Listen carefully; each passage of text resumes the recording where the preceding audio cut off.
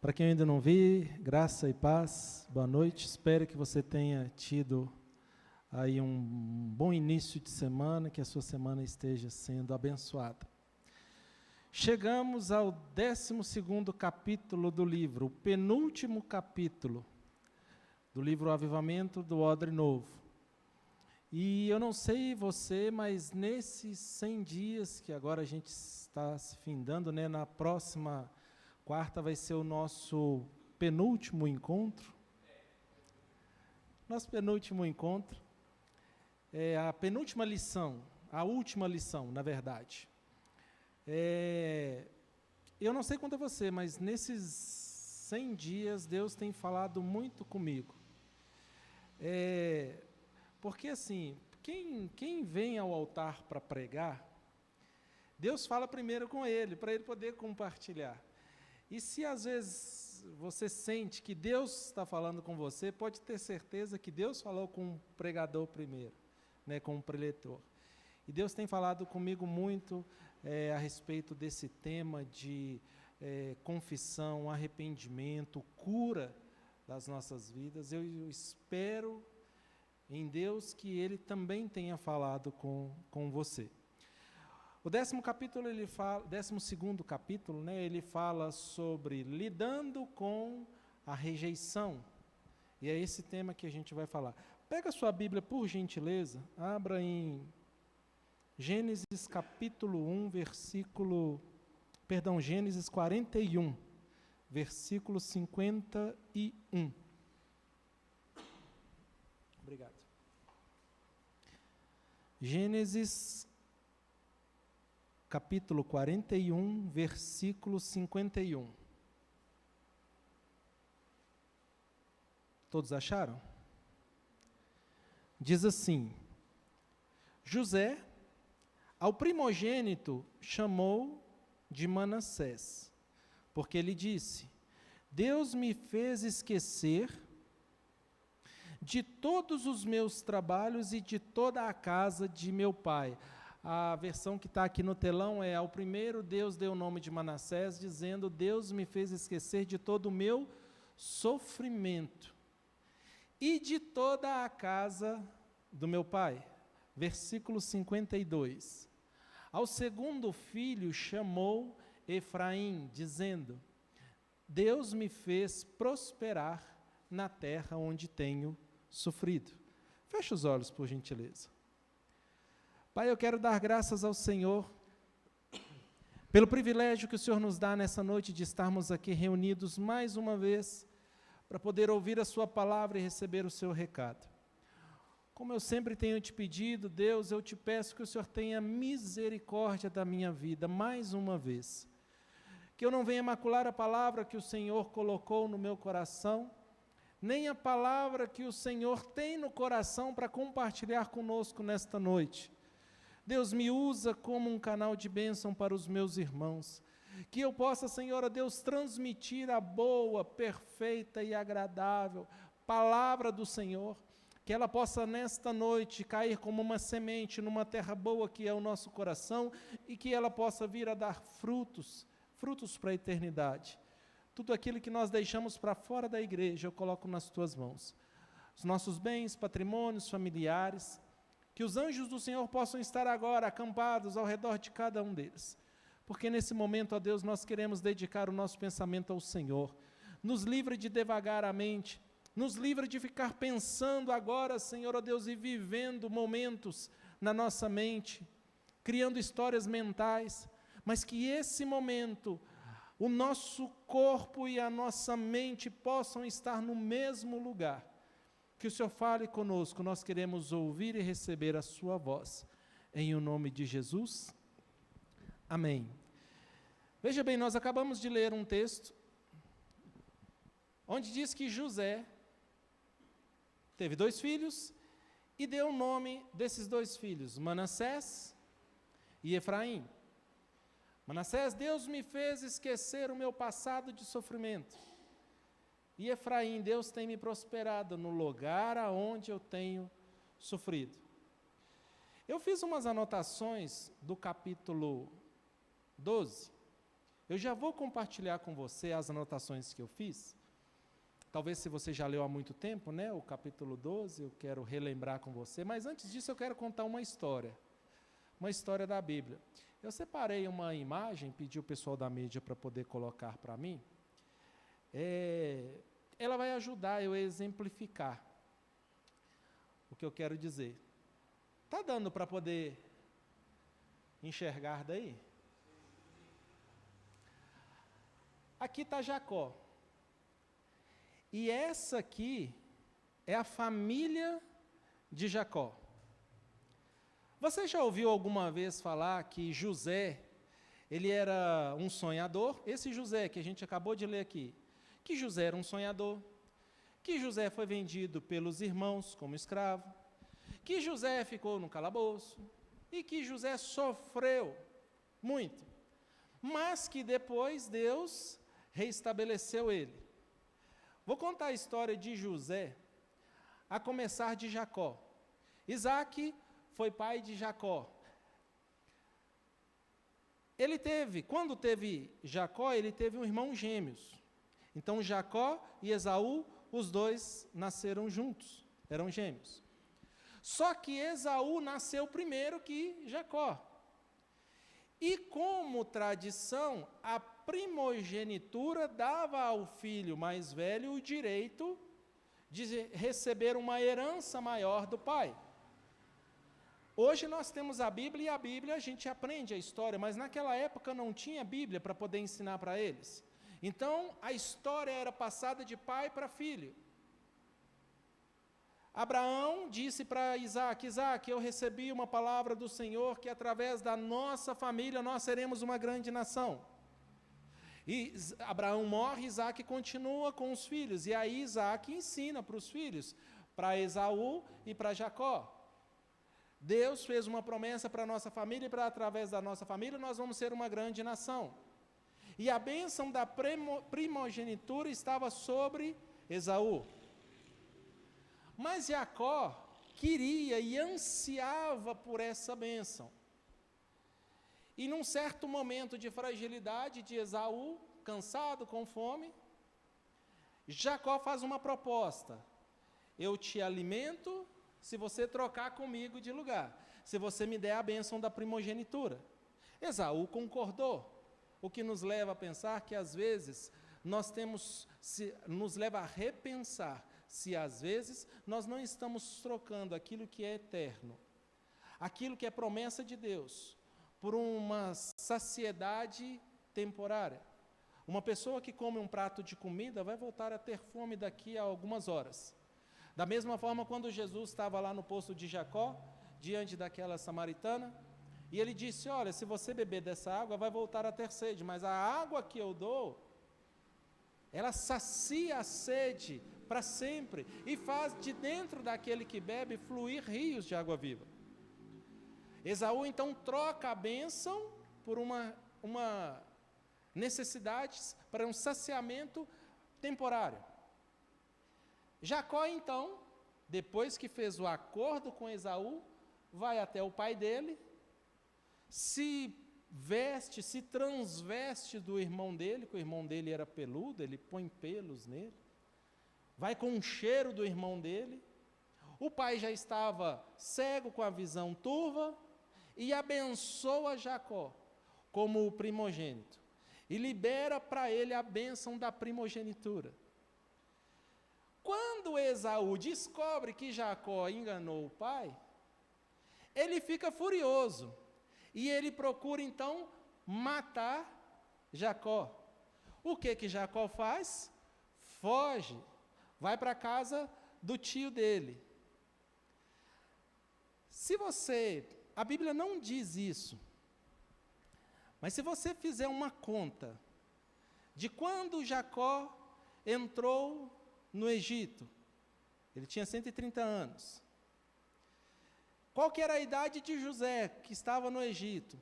E se você for fazendo as contas de trás para frente, a gente vai chegar que Jacó tinha mais ou menos 77 anos, quando ele foi para a casa de Labão. Ele não era um adolescente, Ele não era um jovenzinho que enganou, ele já era um homem maduro. A própria mãe dele disse: olha, o seu irmão está bravo com você, vai para a casa do meu parente, fica lá. Imagina uma senhora idosa dando um conselho para um outro senhor de 77, foge que o seu irmão vai te matar.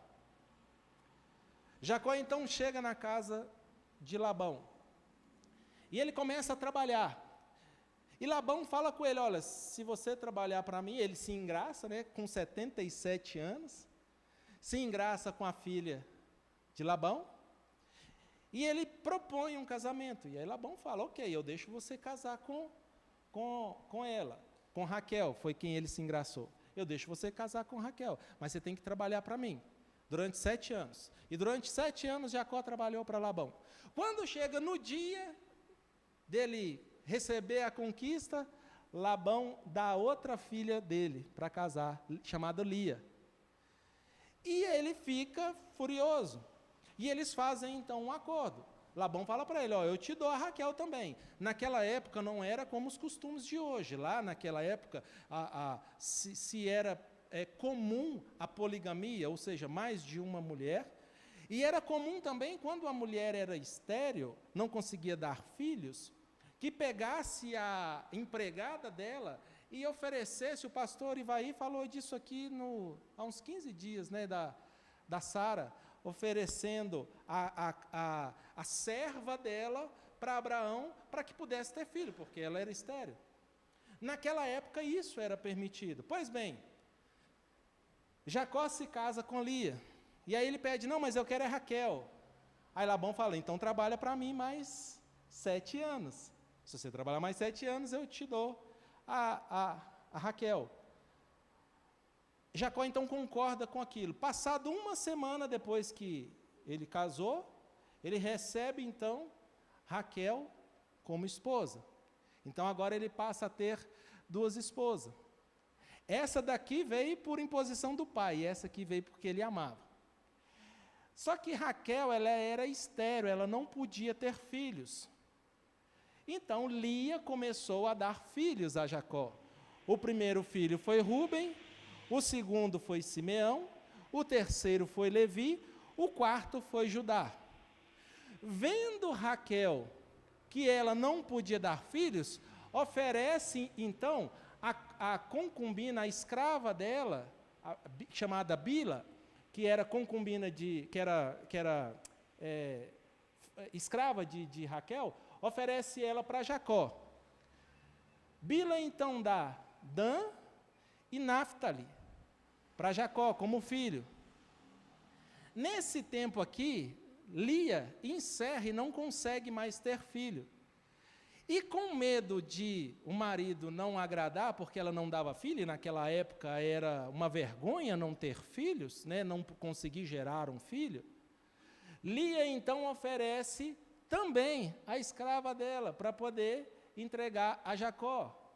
Zilpa então tem a Gade e a Asser. Nesse espaço todo de tempo aqui, Raquel ainda não podia ter filho.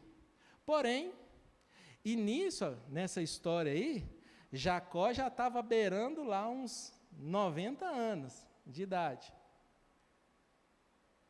Deus visita Raquel, abre a madre dela, e Raquel tem então José, o mesmo que nós lemos aqui. A Bíblia diz que Jacó amava mais José do que todos os outros filhos que ele tinha. Depois de José foi o penúltimo filho. Depois Lia teve Zebulon e Diná. E aí Raquel teve José e o último filho, Benjamim. Por que eu montei esse quadro aqui? Para poder explicar uma coisa. A Bíblia diz que Jacó amava muito a José, porque José, apesar de Jacó já ter tido esse tanto de filho, José era o primogênito da mulher que ele amava. Ele era o preferido, o escolhido. de Jacó. Enquanto os outros filhos olhavam o tratamento que Jacó dava para José e ficavam enciumados. Naquela época, existia um tecido muito conhecido, muito rico, um presente muito valioso, que era um tecido colorido. Com aquele tecido foi-se feito uma túnica, uma roupa. Jacó então pega aquele tecido bonito, caro, valiosíssimo, e dá de presente a José. José tinha sonhos, ele sonhava, olha, eu sonhei que eu vou ser maior do que vocês, meus irmãos. Os irmãos já estavam bravos. E José ainda fica contando os sonhos que ele tinha. Isso acendeu a ira na família. Mas veja só, essa história toda aqui só pôde acontecer porque Jacó brigou com o irmão. Ele estava fugido, porque o irmão queria matar ele. A família já começou a desencadear, a ir para os lados errados, e os paradigmas se repetindo. Famílias que não estavam dando certo. Casa-se com uma mulher que não era aquele queria estava estéril, tem que ter relação com as empregadas para poder conseguir manter a dinastia, manter os filhos. Não estava dando certo para Jacó. Aí vem José, a alegria dele. Quando vem a alegria de José, os irmãos então pegam Jacó, levam ele escondido, jogam ele num buraco, deixam ele ali e vendem ele como um escravo. Um próprio irmão. Em um outro momento, a gente pode falar disso. Quantos de nós temos aberto mão do nosso irmão, vendido a ele como escravo? E eu não estou falando do irmão de sangue, eu estou falando o irmão que nós deveríamos proteger, o nosso irmão mais novo, o nosso irmão mais recente, em que Deus tem a mão sobre ele. Mas nós não protegemos, nós não guardamos, nós não cuidamos, zelamos por ele. Mas isso é uma palavra para outro dia. Eles pegam então Jacó, vende Jacó. Pegam José, vende José como escravo. José, ele vai, fica 10 anos trabalhando na casa de um homem chamado Potifar. Honesto, justo, ele era novo, dos 17 aos 27 anos de idade. Ele trabalhou nessa casa.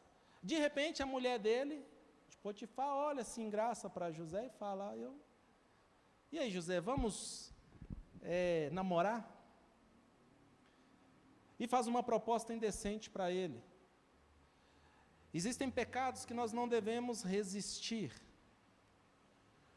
Existem situações que nós não devemos resistir, nós devemos fugir. E quando aquela mulher se despiu diante de José, estavam os dois sozinhos, ninguém ia ficar sabendo. Mas José sabia do caráter, sabia da promessa que ele tinha de Deus. E ele então foge. A mulher fica com raiva, conta uma mentira, fala que ele tentou abusar dela. Lá vai José, rejeitado pelos irmãos, vendido como escravo.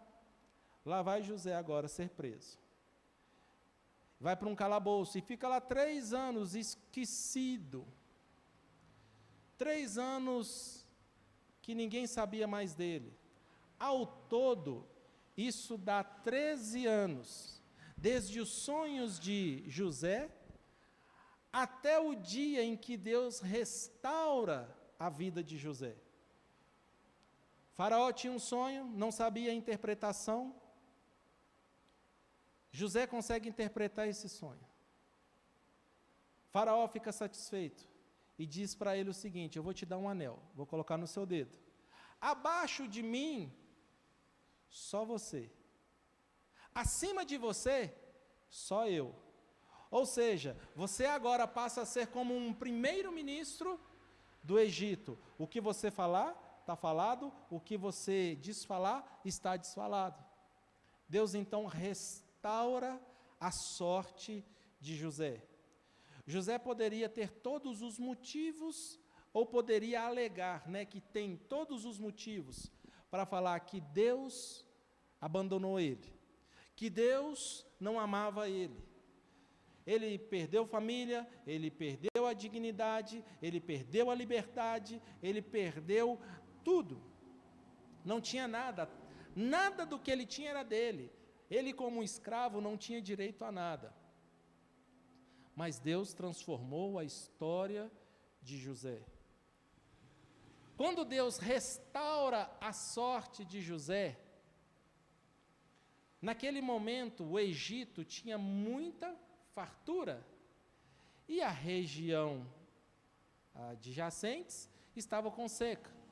Os irmãos de José vão até o Egito procurar uma melhor condição de vida, procurar um alimento. Quando eles chegam lá, quem que está governando? O irmão. Oh, meu Deus! Imagina você numa situação em que seu irmão de sangue te traiu, bateu em você, inventou mentira, te caluniou, te jogou num buraco. E por conta do buraco que o seu irmão te julgou, você se tornou escravo. E por conta de ser escravo, armaram uma casinha para você, mentiram sobre você e você foi lançado na cadeia. Ficou 3 anos preso na cadeia. Agora, Deus restaura a sua vida, você consegue conquistar o seu patrimônio, você consegue conquistar a sua família, a sua esposa, a sua casa. Nós falamos aqui na quarta-feira da semana passada, qual que é o legado que você vai deixar para a sua descendência, A família que você vive hoje, ela é melhor do que a que você veio. O estar na família que você vive hoje te traz mais paz, mais tranquilidade, mais alegria do que a que você veio. Naquele momento que Deus restaura a sua vida, que você já comprou seu carro, comprou sua casa, está prosperando, vem o seu irmão com fome. Ô irmão, você pode me ajudar? Você pode me dar um prato de comida? Você pode me ajudar? Quantos de nós não teriam uma atitude de falar: o quê? Você me rejeitou lá atrás. Você fez o que fez comigo lá atrás, você vem querer conversar comigo, eu não quero ver nem a sua cara. Quantos de nós não poderíamos tomar essa mesma atitude? Contudo, José fez algo inimaginável. Primeira coisa, ele perguntou: e seu pai, como é que ele está?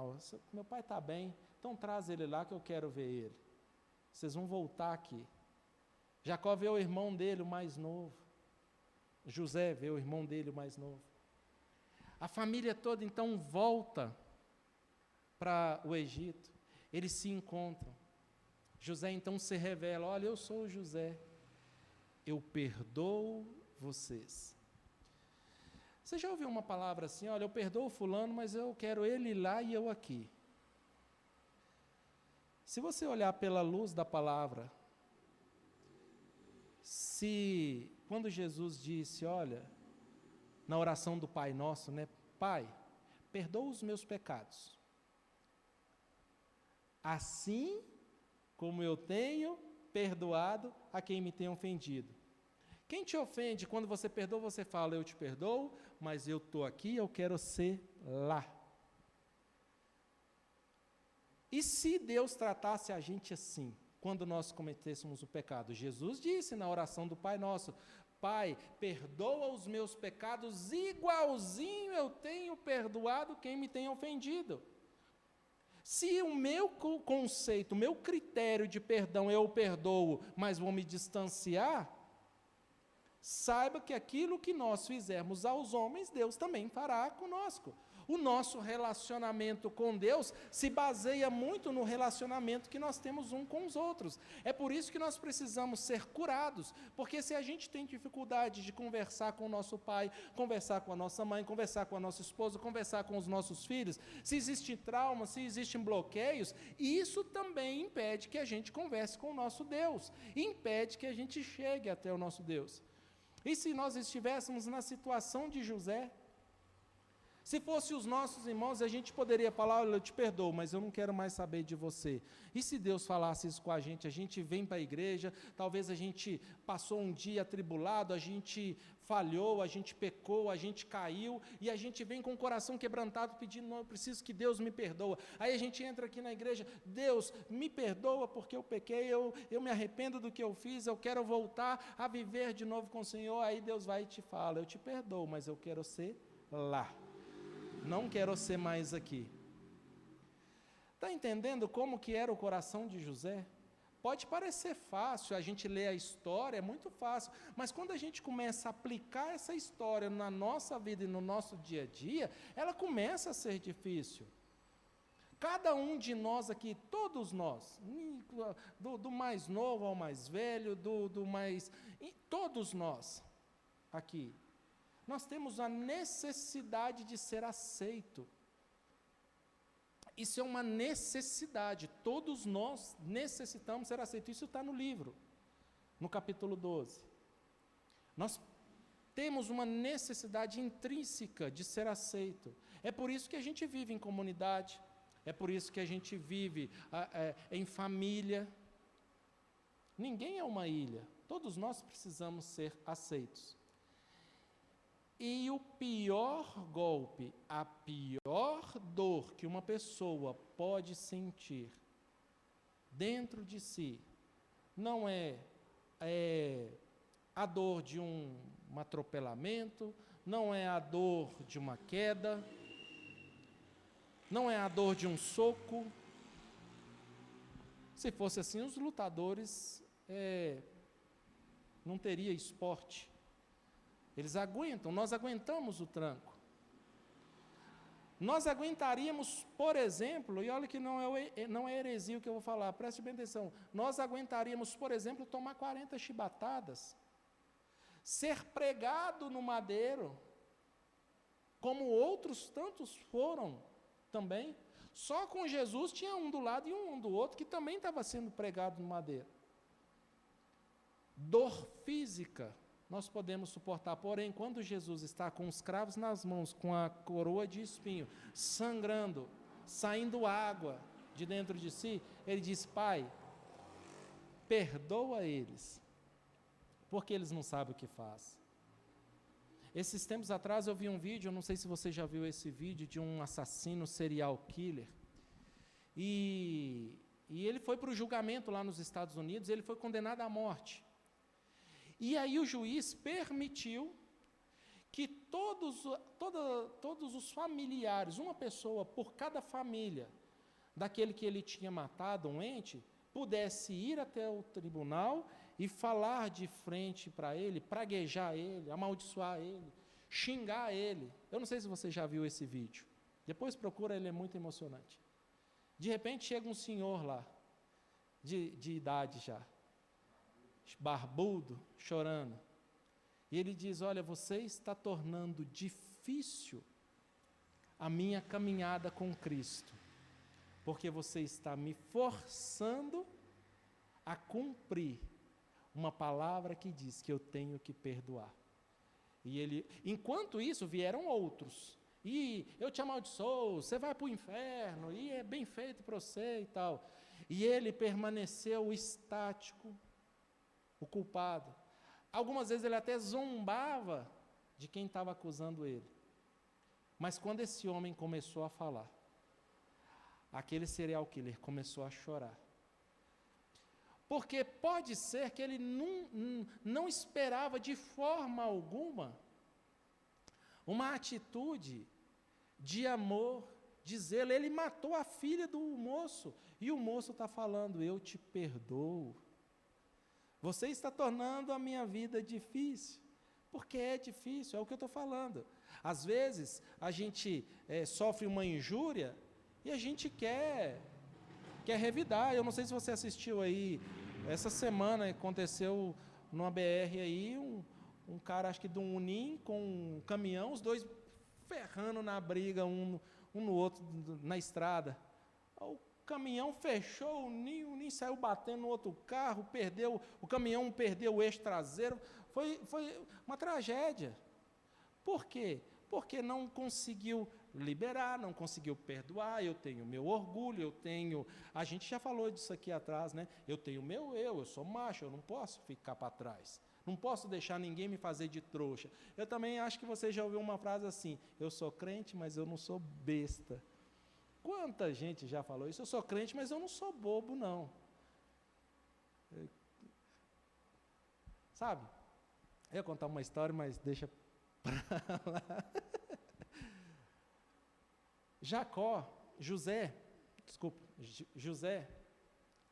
ele teve uma reação totalmente diferente do que se podia imaginar. Ele perdoou. Eu estava dizendo aqui que cada um de nós quer ser reconhecido, quer ver um pai virar a noite trabalhando, porque tem que levar comida para a família. Ele vira com alegria, com gosto, sabendo, eu estou fazendo o meu papel. Se o pai não come, ele faz isso com gosto. Eu não sei se já aconteceu com você, comigo já. Desde criança eu aprendi a deixar a carne, se eu estiver jantando, eu vou comer arroz, feijão, salada e vou deixar a carne por último. Sempre eu faço isso. Você que é pai e também faz igual eu, provavelmente você já passou num momento que você está olhando, eu vou comer a carne, daqui a pouco o seu menino vem, pega a carne. Pai, posso comer? Pode. Você dá com alegria, porque dá gosto de ver ele mastigando aquela carne que você deixou para comer, que você estava com tanto gosto, mas você faz com prazer. Você sofre injúrias por prazer, você sofre o mal com prazer, porque você sabe que você está protegendo a sua casa e a sua família. Não te dói passar a noite em claro. Agora, deixa um filho, uma filha, te rejeitar. Não tem dor, não tem afago que cure isso, que cuide disso. A dor da rejeição, ela é a maior dor. A psicologia fala, isso também está no livro, mas fora do livro também eu já vi falar sobre isso, que a psicologia fala que a rejeição ativa uma certa região do nosso cérebro, que ela realmente causa dor física, não é só uma dor emocional, ela desencadeia também reações químicas no nosso organismo. E uma pessoa que é rejeitada, uma pessoa que ela teve esse impacto, esse atrito na vida dela, ela tem dificuldade de relacionar com outras pessoas. E como eu disse aqui, nós devemos relacionar com as pessoas da mesma forma que nós queremos com que Deus se relacione conosco. Se nós queremos Deus perto, eu preciso ter as pessoas perto de mim. Eu não posso afastar elas, eu tenho que atrair elas, porque as pessoas que Deus coloca ao nosso redor é alvo do sangue de Jesus. Jesus também morreu por elas. Jesus me salvou, mas Jesus também salvou aquele que me deu uma fechada no trânsito e que me deu vontade de buzinar para ele. Jesus salvou aquela vida também, morreu por aquela vida. Por que eu vou brigar com ela? Por que eu vou discutir? Então, meu amado, olha a palavra de hoje.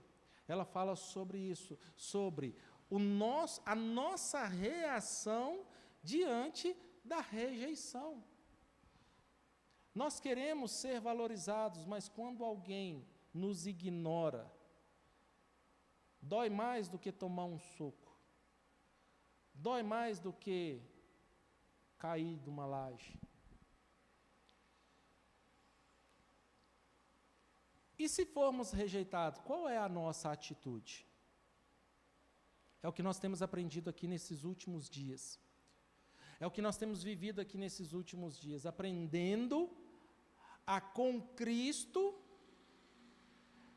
liberar perdão, confessar pecados e assumir uma postura de filhos de Deus. Assumir uma postura de cristãos. Aquilo que ninguém está fazendo, você vai ser honesto, é bobo. Lá na sua casa, a água, a luz está cara, faz um gato. Faz um gato esqueci o nome que chama, no gatonete. Mas eu consegui comprar um aparelho na loja com nota fiscal. Mas a operadora, ela não te liberou o sinal. Você não contratou o sinal. Só eu tenho esses nomes, é o que ele falou do gatonete. Sabe? Você não comprou a assinatura daquele canal. Ele é um canal privado, ele não é público, ele não é um canal aberto. Então, se eu adquiro, não sei se foi você que falou uns tempos desses para trás, aí a gente estava num assunto, que quando Jeremias ele fala assim, ai daquele, não sei se você, o pastor Ivaí que falou, está lá em Jeremias, não me lembro ao certo o capítulo e o versículo, mas ele diz assim, ai daquele que constrói a sua casa, sem dar a devida paga àquele que construiu. O que é isso?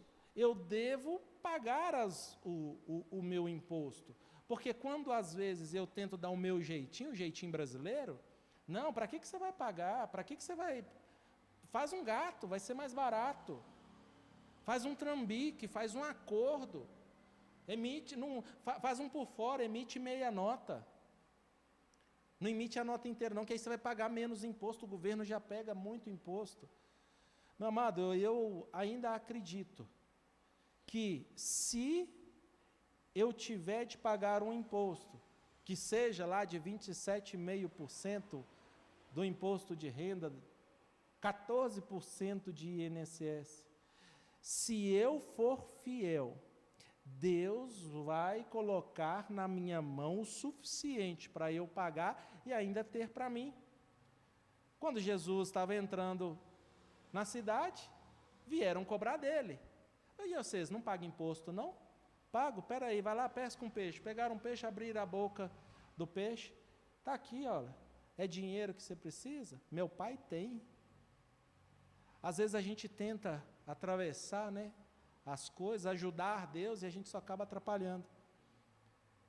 Então, o ser cristão é ser diferente do mundo e às vezes a gente começa a ter atitude diferente do mundo, que se a gente se comparar, e é aqui que também o capítulo 12 fala, se eu começo a me comparar com o outro, eu tenho a tendência a mudar o meu estilo de vida em função do outro. Quer ver uma forma de uma pessoa se sentir rejeitada? Às vezes ela está no meio de quem tem condição financeira e ela não ter. Ou ela estar no meio de pessoas que têm faculdade, pessoas que tiveram estudo e ela não ter. Ela se sente menor porque ela não está naquele patamar. Mas quem disse que ela é menor do que uma pessoa que tem faculdade, ou de uma pessoa que tem empresa, ou de uma pessoa que tem muito dinheiro? Somos todos iguais, dotados das mesmas faculdades. Possivelmente outros tiveram a oportunidade que você não teve, você e eu não tivemos, se nós nos compararmos com algumas pessoas. Mas olha, o amor de Deus nos alcançou, e você e eu valemos o sangue de Jesus. Sabe, nós somos importantíssimos para Ele. Eu não devo me diminuir porque eu estou me comparando com alguém que na minha cabeça, aquela posição, aquele status, faz dele superior a mim. Davi, ele era desaforado, Davi, ele era bruto. Ele, franzininho, pequenininho, olhou um grandão e falou, não, está para mim. Pode deixar, tem um monte de gente aí que não aguenta, deixa que eu vou. Não, peraí, vamos pôr armadura no você. Não conseguiram colocar nem a proteção, nem espada Davi conseguiu levantar, mas eu vou. Com a pedrinha, meteu na testa do gigante, o gigante caiu. E depois da vitória, a Bíblia diz que Davi conseguiu levantar a espada do Golias. Se Golias era gigante, a espada dele provavelmente era maior do que a dos guerreiros de Israel. Ele não conseguiu vestir uma armadura para poder enfrentar, mas depois que Deus deu ele a vitória, ele conseguiu levantar a espada do inimigo e com a espada do inimigo derrotar ele. Sabe, nós não somos menores um do que o outro. Pode ser que lá na nossa infância o pai, a mãe, o irmão, um colega fez alguma situação para nós que até hoje você se lembra daquilo com dor. Talvez foi lá na escola um colega que te envergonhou na frente dos demais, isso te criou um trauma e até hoje você não consegue falar ou agir ou ter alguma atitude. Às vezes você apanhou lá, entrou na briga, todo mundo pôs expectativa e você apanhou. E até hoje isso te traz trauma, te traz ferida. É sobre isso que a gente está falando. As nossas feridas, os nossos passados, às vezes, nos faz querer comparar com o outro. O outro tem uma casa assim, o outro tem um carro assim. Eu não sei se você já viu também uma história, uma anedota que tem por aí, de um pai que estava quase morrendo e pegou um relógio, deu um relógio, chamou o filho, né, e falou: filho, eu vou te dar esse relógio. Ele era do meu pai, era do meu avô e agora eu vou passar para você. Era um relógio velho. E aí o pai falou: mas antes de eu te dar, você vai ali na loja de penhor e vê quanto que te vende. Aí pegou lá, foi falar: pai, eles ofereceram R$100. Leva em tal lugar assim, vê quanto que eles oferecem. Lá eles me ofereceram 250. Agora você vai lá, pega esse mesmo relógio, leva ele lá no museu, assim, de relíquias. O menino voltou: pai, eles me ofereceram 1 milhão no relógio. Sabe por quê? Porque aquele povo sabia reconhecer o valor do relógio. Aquele lá sabia, eu não sei se você já ouviu essa história, já ouvi ela com carro também, mas a ideia é essa. Às vezes o lugar que nós estamos e que nós estamos nos permitindo pensar, comparar, a gente vai achar que o outro é melhor do que nós, que o outro é mais inteligente, que o outro é mais bonito. Tem gente que tem complexo de inferioridade, de se achar feio, sabe? Meu amado, se você se comparar com os deuses da mitologia grega, estereótipos criados para poder colocar uma ideia de perfeição, nós todos aqui, todos nós estamos perdidos, ninguém salva. Mas se você já viu aquele ditado que diz que filho feio não tem pai? Todo mundo pode achar o filho do outro feio, mas o pai e a mãe acham lindo. Pensa Deus. Se a gente se acha feio, pensa Deus. O tanto de trilhões de células que Ele fez para que a gente tivesse esse formato que nós temos. O tanto de engenharia que teve de criar para você e eu sermos quem nós somos. Você acha que Deus te acha feio? Quando Isaías deu notícia de Jesus, ele falou assim: olha, nós o reputávamos como aflito, olhávamos para ele e não via beleza nenhuma. Qual que era o padrão de Deus? Não, o padrão dos homens. E quem que estava chegando? Jesus. E teve gente que rejeitou ele por ele ser feio, por ele não ter beleza nenhuma. Era Jesus que estava ali, mas teve gente que olhou a aparência dele. Teve gente, como Judas, que traiu Jesus porque achou que viria um militar, um poderoso. Ele começou a desconfiar de Jesus. Esse aí que os outros vêm e quer prender ele. Um tira a espada e corta a orelha. Ao invés dele ajudar também na briga, ele vai lá, pega a orelha e cola. Esse aí não está para mim, não. Esse não. Sabe quantas pessoas rejeitaram Jesus? Porque Jesus entrou lá montado numa jumentinha. Entrou em Jerusalém montado numa jumentinha, os outros tacando gai de ramo lá, para ele falando: Hosana, ao que vem. Pilatos Eles estão falando aí que você é rei. Você é rei mesmo? Jesus disse, olha, o meu reino não é daqui da terra, porque se fosse, os meus súditos viriam para poder me resgatar. Quando Jesus estava lá no Calvário, disse, se você é rei, sai daí. Se você é rei, sai para lá. Vamos zombar dele, vamos fazer uma coroa de espinho e colocar na cabeça dele, vamos todo mundo falar, ao rei, ao rei. Sabe, quantas pessoas rejeitaram Jesus pela aparência, pela condição? Quando Davi foi escolhido rei, ungido para rei, foi apresentar todos os irmãos mais bonitos, mais fortes dele, que ele. E nenhum deles Samuel ungiu. E aí Samuel pergunta, peraí, mas você não tem mais nenhum filho? Ah, tem um franzininho lá no meio dos bichos. Trouxe ele para cá. Deus fez dele rei. Às vezes nós nos comparamos. E o fato de eu me comparar com o outro cria dentro de mim, eu mesmo posso criar uma rejeição, uma sensação de rejeição, uma falsa rejeição. Eu mesmo crio uma defesa. Eu não vou lá na casa de fulano. Aí alguém te chama, né? Vamos almoçar lá em casa? Vamos comer um churrasco lá em casa? Aí a pessoa fala assim, a casa dele é chique, a casa dele é bonita, eu não vou lá não. Lá não é para a gente. Antigamente isso tinha mais, né? Mas hoje ainda tem assim, não, eu não vou entrar no carro dele não. Não posso entrar no carro dele, porque não, carro chique.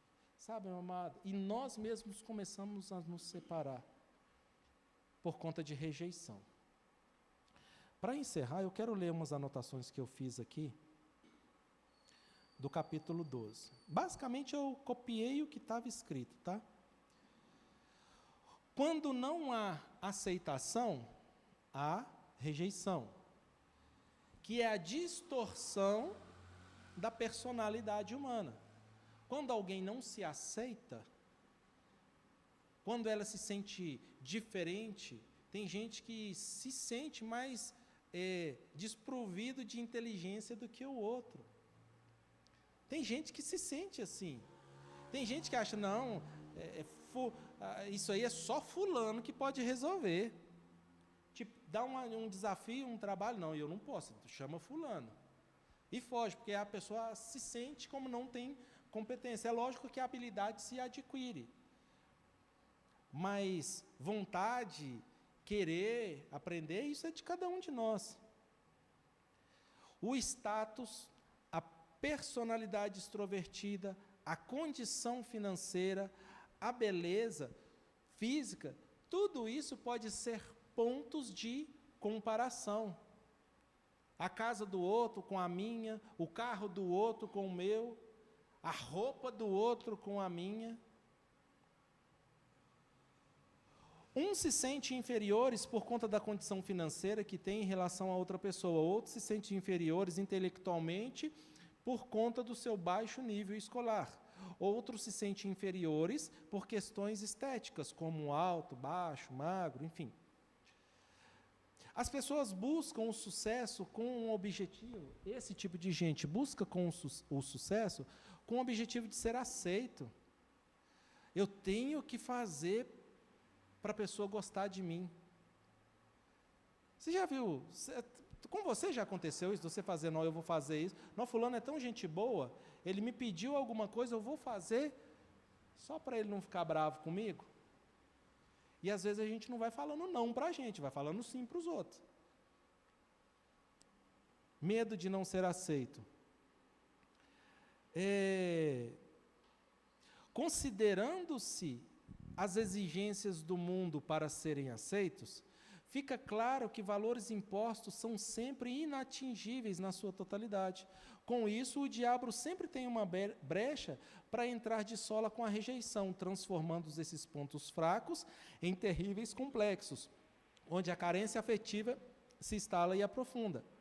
A estratégia é explorar áreas de traumas batendo repetidamente naquele mesmo lugar.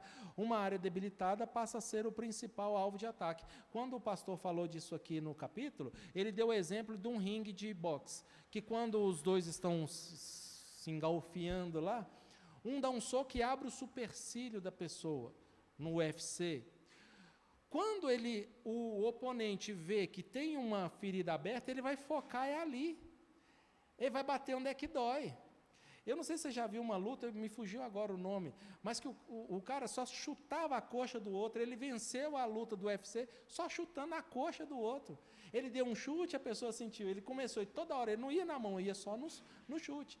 E ele venceu a luta porque o cara tomou um monte de chute no mesmo local. É o que o diabo faz. Se ele sabe que dentro de você tem uma rejeição, essa rejeição te faz comparar com outras pessoas e se sentir inferior, é ali que ele vai bater. É ali que ele vai criar situações para que você se sinta o pior. No meio de uma reunião, se você é tímido, tem vergonha de, às vezes, se manifestar. Tem gente que tem vergonha de se manifestar, porque ele acha assim, se eu falar uma besteira, eu vou ser escorraçado, alguém vai me rejeitar. Talvez isso venha de lá do passado, e a pessoa ela fica retraída, eu não posso, porque vai todo mundo me olhar. Se algum dia você subir aqui no altar, você vai ver que parece que está todo mundo te olhando. E está. Mas parece que tem o dobro, o triplo de pessoas te olhando. Mas e daí que as pessoas estão te olhando? E daí se você passar um mico de se expor? É melhor você passar um mico e todo mundo achar você legal, do que você passar uma vida inteira, não, eu não posso falar nada. Muitos complexos nascem de frustrações, o que gera rejeição e algema a pessoa na necessidade de ser aceito. Amado, se o sangue de Jesus não nos faz importante, não é essa pessoa que senta do seu lado que vai te fazer importante. A opinião dela não vale nada para você. A vida é sua, a história é sua. Quantos anos de vida você tem? 40, 50, 60? Olha a história que você tem. Para uma pessoa que te conhece há 2, 3, 4 meses, 1, 2, 3 anos, ela ser suficiente para poder fazer você pensar que você está errado. Não. Você tem um valor.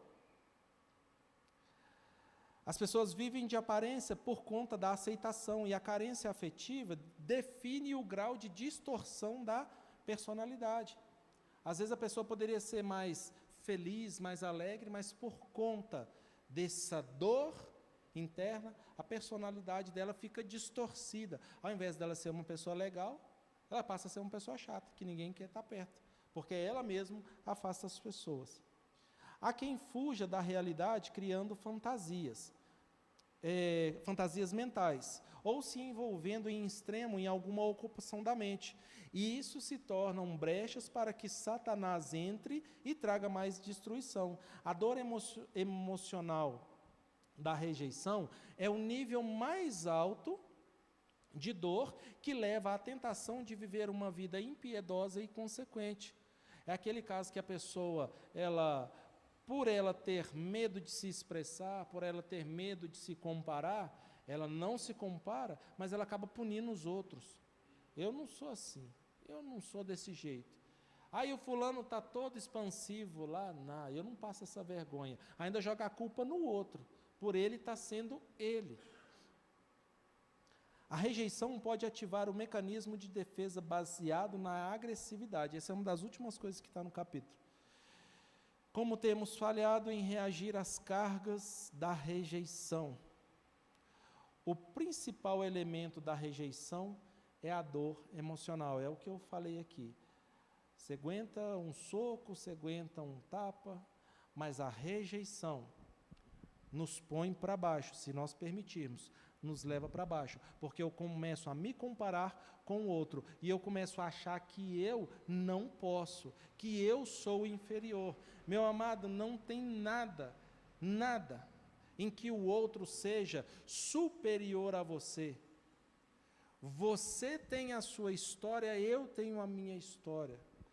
Você pode, se você quiser, você pode se propor, mas talvez não é importante para você. O que é importante para o outro, talvez o outro lá investiu em determinado assunto e a vida dele hoje está desse jeito. Talvez você investiu a sua vida num outro lugar. Um exemplo que eu vou dar. Às vezes alguém investiu a vida dele num comércio, numa empresa, numa indústria, num status, num morar em apartamento de luxo, de manter um carro. Talvez a pessoa investiu o tempo e a vida dele naquilo. Talvez outra pessoa investiu o tempo em morar num local com paz, com natureza, com sossego, com tranquilidade. Isso me faz ser inferior ao outro? Isso faz o outro ser melhor que eu? Não. Cada um de nós precisa olhar para dentro de si e entender. Nós temos um valor. Você e eu, nós valemos o sangue de Jesus. E se por acaso, meu amado, de tudo que eu falei aqui, de tudo que você leu no livro, se isso faz sentido para você, nós lemos um texto que fala que Deus restaurou a vida de um homem lá na frente. Os 2 filhos dele, de José, Deus apagou o meu passado de sofrimento, porque Ele perdoou os irmãos. Ele não se comparou com os irmãos, Ele não se achou melhor do que os irmãos. Porque tem gente que compara para baixo, mas tem gente que se compara para cima também. Eu sou superior a fulano, porque a condição dele é essa, a minha é aquela. José, ele recebeu de Deus o apagar do passado dele, já não lembrava mais com dor. E o segundo filho dele, Deus tem me feito prosperar naquilo que eu tenho. Deus tem te feito prosperar. Olha para a sua esposa, olha para os seus filhos. É a melhor coisa que a gente tem. Não troca isso por mulher nenhuma. Não troca os seus filhos por amigo nenhum. Não troca a sua casa por ambiente nenhum. Você consegue enxergar o valor que você tem, a riqueza que você tem, que eu tenho? Eu não troco isso por nada. Não precisamos nos comparar. Deus nos deu o suficiente para nós vivermos bem. Amém? Feche os olhos, por favor. Pai, da mesma forma que o Senhor falou no meu coração, eu tentei compartilhar aqui com os meus irmãos. Eu te peço, Senhor, que onde eu não consegui chegar com a retórica, onde eu não consegui chegar com a interpretação de texto, com o meu jeito de falar, com o meu jeito de explicar, eu te peço que o Teu Espírito Santo possa transformar essa palavra. Porque a palavra do Senhor diz que o Teu Espírito Santo, Ele transforma a letra em rema. E a revelação da palavra do Senhor é o que nos traz vida. Por isso, Senhor, ó Deus, revele essa palavra nos nossos corações. Cura, Senhor, ó Deus, as feridas na nossa alma, que nos levam, ó Pai, a viver como se nós fôssemos piores do que os outros, a nos comparar com os outros. Pai, nós somos aquilo que o Senhor tem para nós. Nós somos Teus filhos, que quando nós olharmos no espelho, nós venhamos ver ali um vencedor, nós venhamos ver ali alguém que valeu o sangue de Jesus derramado na cruz, que foi tão importante a ponto do Senhor mandar o seu Filho neste lugar para morrer em nosso favor. Pai, cura as nossas feridas, cura, Senhor, ó Deus, as nossas dores, os traumas do passado que nos fazem, no presente agora, sermos travados, vivermos uma vida ruim. Pai, nos ajuda na nossa fraqueza, nos ajuda, Senhor, ó Pai, a não viver com comiseração, com autocomiseração, não viver com complexos que nos impedem de progredir. Às vezes, Senhor, ó Deus, nós estamos deixando de pregar a Tua palavra, nós estamos deixando de fazer a Sua obra, porque nós nos sentimos inferiores, nós nos comparamos a outras pessoas e falamos, eu não posso fazer porque eu não consigo, eu não tenho capacidade. Pai, nos ajuda a mudança de mente, transforma a nossa forma de pensar, para que a gente possa, Senhor, ó Deus, ser agradáveis e aceitos pelo Senhor. Ajuda nas nossas fraquezas, ó Pai, nos ajuda a reconhecer o valor que nós temos. É o que eu te peço e desde já te agradeço. Amém.